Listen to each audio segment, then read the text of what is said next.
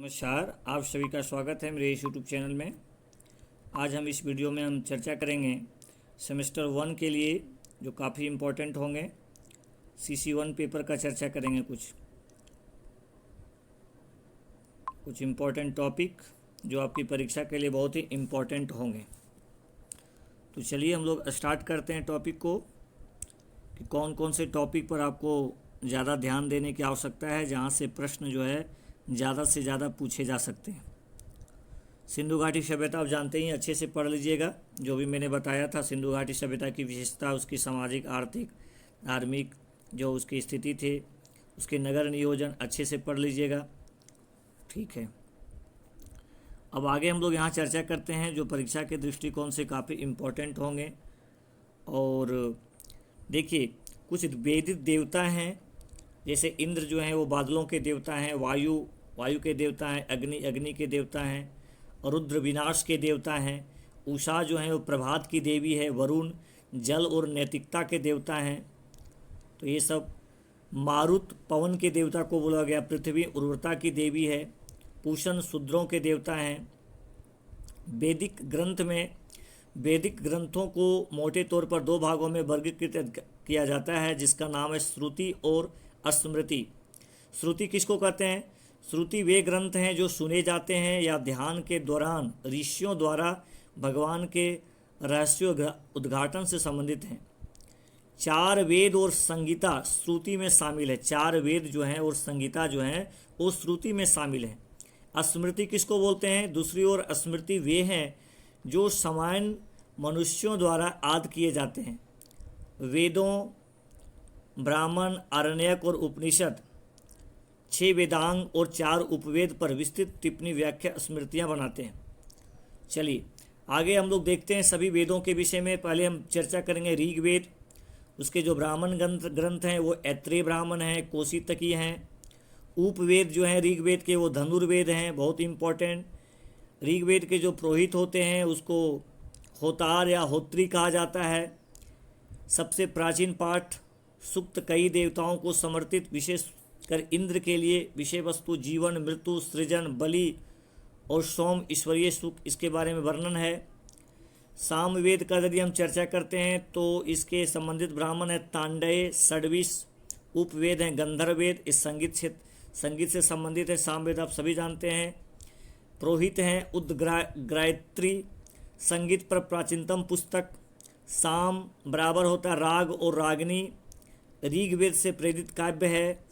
आगे चर्चा करते हैं अजुर्वेद में इसके ब्राह्मण ग्रंथ हैं तैत्तिरीय, शतपथ। उपवेद हैं स्थापत्य वेद। पुरोहित हैं अर्धवयु। बलि और संस्कार गद्य और पद दोनों में रचित है, बहुत इंपॉर्टेंट है। आपको पूछा जा सकता है कि कौन सा वेद गद्य और पद दोनों में है, तो यजुर्वेद। दो संबंधित संहिताएं शुक्ल और कृष्ण। नेक्स्ट है अथर्ववेद, गोपत ब्राह्मण हैं। उपवेद आयुर्वेद हैं, बहुत इंपॉर्टेंट है। पुरोहित ब्राह्मण इसके पाठक हैं। जादू, टोना, कृषि, उद्योग, शिल्प, पशुपालन, बीमारी का उपचार गैर आर्यों द्वारा रचित, ये सब जो है अथर्ववेद हैं। चलिए नेक्स्ट है 6 अष्टांगिक दर्शन हैं। पहला सांख्य है, सैद्धांतिक आधार कपिल मुनि द्वारा प्रतिपादित किया गया। सांख्य को आपको पूछा जा सकता है कि सांख्य के प्रतिपादक कौन थे? कपिल मुनि। दूसरा योग है, आत्मा का परमात्मा से मिलन, पतंजलि द्वारा प्रतिपादित है। तीसरा है वैशेषिक परमाणु सिद्धांत की चर्चा करती है, कनाद द्वारा प्रतिपादित है। चौथा न्याय तर्क का दर्शन, गौतम द्वारा प्रतिपादित है। पांचवा मीमांसा अनुष्ठान, जैमिनी द्वारा प्रतिपादित है। छठा वेदांत सबसे महत्वपूर्ण, बदरायन द्वारा प्रतिपादित है। शंकराचार्य, रामानुचार्य और स्वामी विवेकानंद ने वेदांत स्कूल को बढ़ावा दिया था, बहुत इंपॉर्टेंट है। चलिए नास्तिक दर्शन में पहला इंपॉर्टेंट सिद्धार्थ गौतम का बौद्ध धर्म, महावीर स्वामी का जैन धर्म। तीसरा चार्वक या लोकायत दर्शन वास्तव में बृहस्पति द्वारा प्रतिपादित किया गया था, जबकि चार्वक द्वारा व्यवस्थित किया गया था। वेदांग किसको बोलते हैं? वेदों को उचित समझ के लिए वेदांग को जानना आवश्यक है, जो वेदों के पूरक हैं। इनकी संख्या कितने हैं? 6 हैं। पहला शिक्षा, शब्दों का उच्चारण शिक्षा। दूसरा निरुक्त, शब्दों की उत्पत्ति। तीसरा छंद, संस्कृतों के छंदों में प्रयुक्त श्लोक। चौथा ज्योतिष, खगोल विज्ञान की समझ। पांचवा व्याकरण, संस्कृत व्याकरण। छठा कल्प। तो प्यारे स्टूडेंट, आपको पूछा जा सकता है कि वेदांत कितने हैं, तो 6 वेदांत हैं। आगे हम लोग चर्चा करते हैं उपनिषद। उपनिषद शिक्षक के निकट बैठकर प्राप्त किए गए ज्ञान को इंगित करते हैं। वे मानव जीवन और मोक्ष के मार्ग के सत्य होने को सत्यापित कराते हैं। इसे वेदांत के रूप में भी जाना जाता है। 200 से अधिक उपनिषदों का एक संग्रह ज्ञात है, लेकिन इसमें कुल 108 मुक्ताकाश कहलाते हैं।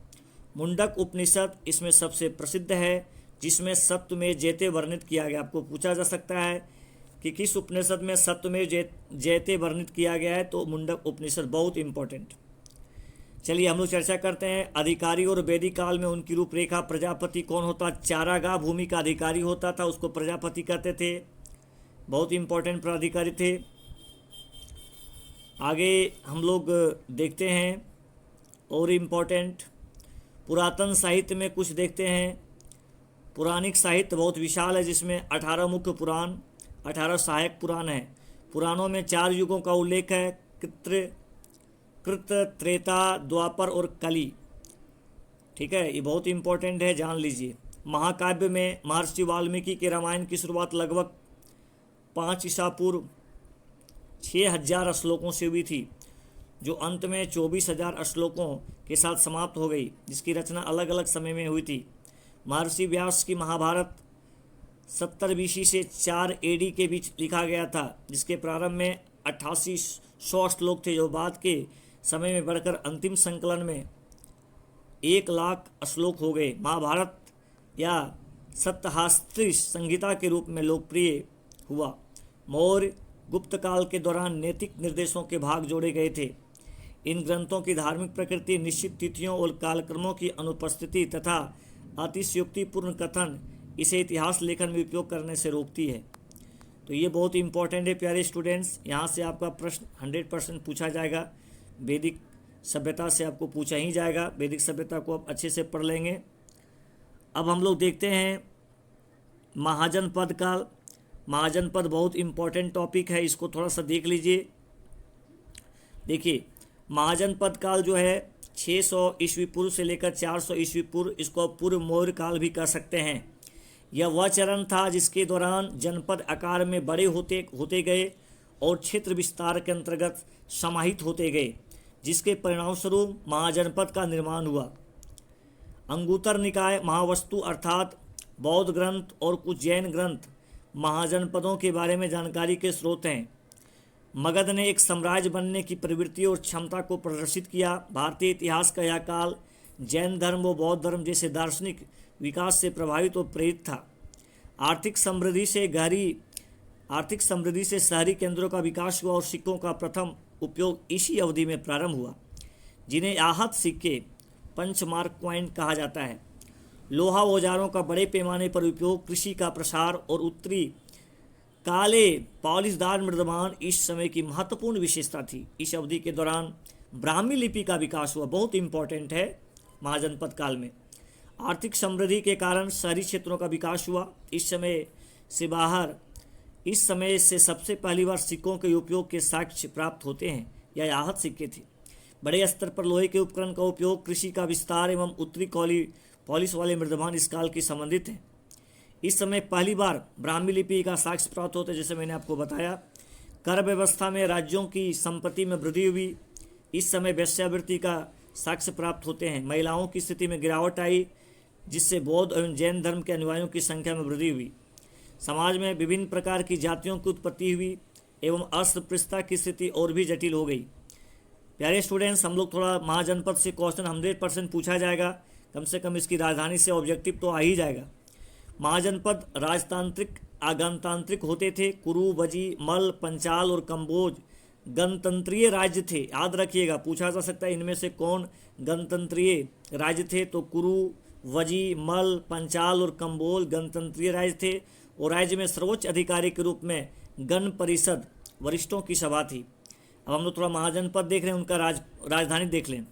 तो कंबोज महाजनपद की राजधानी थी राजपुर। यह अफगानिस्तान तथा जम्मू कश्मीर के कुछ हिस्से में फैला हुआ था। असमक इसकी राजधानी थी पोताना चाहे पोटली। यह महाराष्ट्र के आधुनिक पैठण शहर के नज़दीक गोदावरी नदी किनारे स्थित था। वत्स, इसकी राजधानी थी कौशाम्बी। यह मध्य मालवा तथा इससे सटे हुए मध्य प्रदेश के क्षेत्र में स्थित था। वत्स महाजनपद की राजधानी इलाहाबाद से 64 किलोमीटर दूर यमुना नदी के किनारे कौशाम्बी, आधुनिक नाम कौशाम थी। नेक्स्ट महाजनपद की चर्चा करते हैं। अवंती, इसकी राजधानी उज्जैनी थी, है ना। महिष्मती भी बोल सकते हैं, उज्जैनी उत्तरी क्षेत्र की थी और महिष्मती दक्षिणी। अवंती का राजा प्रद्योत एक प्रसिद्ध राजा था। वत्स महाजनपद के राजा उद्यन से भी उसके संबंध थे। नेक्स्ट महाजनपद है सूरसेन, जिसकी राजधानी मथुरा थी। यहाँ ऊंची नीची सड़कें, अत्यधिक धूल मिलती थी तथा अक्ष की मूर्ति भी यहाँ से मिली है। यह यादव कबीले वंश से संबंधित था। कृष्ण भी इसी कबीले से संबंधित थे, हमारे कान्हा जी इसी संबंधित थे। नेक्स्ट महाजनपद है चेरी, इसकी राजधानी थी सुक्तिमती। यह बुंदेलखंड के पूर्वी भाग तथा उससे सटे हुए इलाके में स्थित था।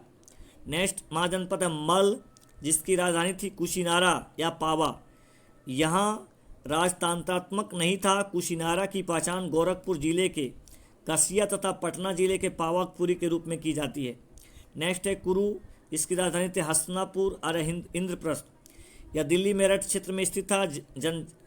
जनजातीय राजनीति यहाँ पर थी कुरु में। नेक्स्ट है पंचाल, इसकी राजधानी थी यही क्षेत्र, उत्तरी पंचाल, काम्पिल, दक्षिणी पंचाल।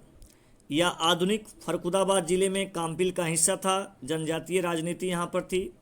नेक्स्ट है मत्स्य, इसका राजधानी था विराटनगर। यह वर्तमान राजस्थान के जयपुर, भरतपुर, अलवर क्षेत्र से संबंधित था। यहाँ भी जनजातीय राजनीति थी। नेक्स्ट है वजी या वृजी, वैशाली। यह गंगा के उत्तर से लेकर नेपाल के पहाड़ी तक फैला था। यह 8 कबीलों का एक संघ था, जिसमें विदय, लिच्छवी, जंत्रिका, वृजी सबसे महत्वपूर्ण थे। महावीर तथा गौतम बुद्ध के समय यह एक गैर राजतंत्रात्मक राज्य था। कौन? वजीज। नेक्स्ट है गांधार, जिसकी राजधानी तक्षशिला थी। यह काबुल घाटी तक फैला हुआ था। गांधार नरेश, है ना, पुक्कू सती, मगध नरेश बिंबिसार के साथ उपहारों का आदान प्रदान किया करते थे। यह बुद्ध से मिलने पैदल ही चल गया था। यूनानी इतिहासकार हेरोडोटस के अनुसार गांधार फारस के हखामनी साम्राज्य का 20वां प्रांत था। नेक्स्ट यंग, जिसकी राजधानी चंपा थी, वर्तमान बिहार के मुंगेर तथा भागलपुर जिले में स्थित था। इसे अपने खजाने तथा वाणिज्य के लिए जाना जाता था। नेक्स्ट है काशी, जिसकी राजधानी बनारस थी। शुरुआत में यह सभी महाजनपद में सबसे शक्तिशाली था तथा इसने विदेय राजतंत्र की समाप्ति में महत्वपूर्ण भूमिका निभाई। यह बुद्ध के समय में वस्त्र निर्माण का अग्रणी केंद्र था। ऐसा कहा जाता है कि बौद्ध भिक्षुओं का बाहरी आवरण, पहनावा, कसाय, भूरे नारंगी रंग का उत्पादन यहीं से होता था। कहाँ से? वाराणसी से। नेक्स्ट महाजनपद है कौशल, जिसकी राजधानी श्रावस्ती थे। कौशल महाजनपद में 3 महत्वपूर्ण शहर थे, जिसमें सरयू नदी के किनारे स्थित अयोध्या, इसे लगता हुआ साकेत तथा उत्तर प्रदेश के गोंड और बहराइच जिलों की सीमाओं पर स्थित श्रावस्ती आधुनिक सहित महित शामिल है। नेक्स्ट है मगध, जिसकी राजधानी राजगृह चाहे गृहवर्ज। आधुनिक बिहार राज्य के पटना तथा गया जिले या उत्तर में गंगा नदी, पश्चिम में सोन नदी से घिरा हुआ था।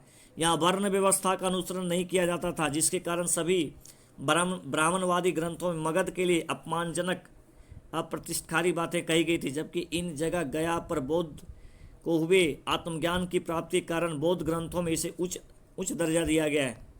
तो बहुत इम्पोर्टेंट है प्यारे स्टूडेंट्स, ये आपका महाजनपद बहुत इम्पोर्टेंट आपका टॉपिक है।